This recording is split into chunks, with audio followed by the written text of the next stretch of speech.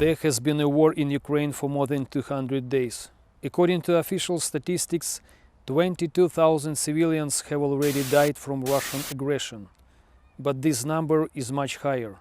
In this war, the Russian army is fighting against the civilian population of Ukraine, shelling private houses, dropping bombs on schools, universities and hospitals.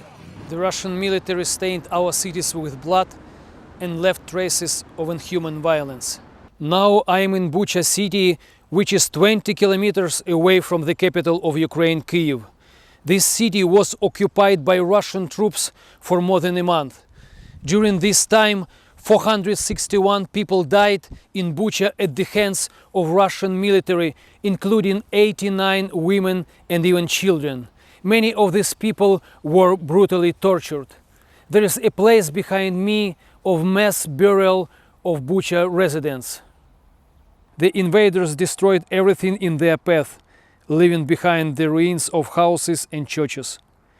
During the 7 months of war, 270 religious buildings were destroyed, Christian pastors, priests and other ministers were killed or captured.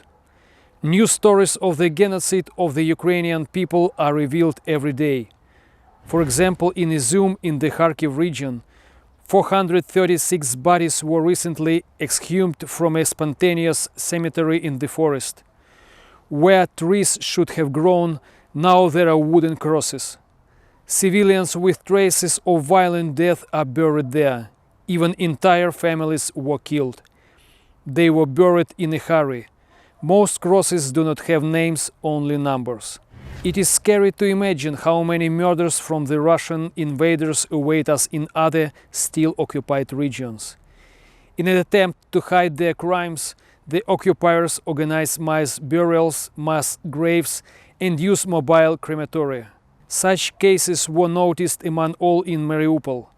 Satellite images prove the fact of the crime and the presence of mass graves up to 340 meters long along the perimeter of Mariupol.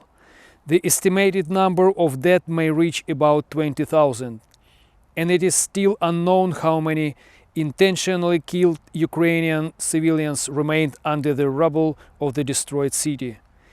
In the Kherson region, Russian troops started large-scale fires and destroyed our crops in order to cause famine not only in Ukraine but throughout the world. Now the Russian army has a new strategy.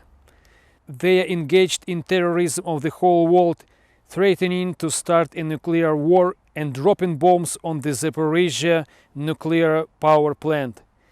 It is difficult to imagine the consequences if the largest nuclear power plant in Europe explodes due to shelling by Russian troops. And even this is not enough for them. They bomb our hydropower plants and dams and flood entire regions of Ukraine. They are trying to destroy not only industrial but also energy security of the country. The cities they have already destroyed are not enough for them. The lives they have already taken are not enough for them. Continue to pray for Ukraine, please, because the war is still going on and Russia is trying to get more soldiers, 300,000 more, and we need God's strength, we need God's protection, and we believe in God's power. Thank you for your prayers. Thank you for your support, dear TBN family. Thank you for standing with us, because we know the power of prayer, the power when many Christians are united and stand together for peace in Ukraine. We wish peace to your country. We wish blessings to your homes, and we thank for your prayers and for your support.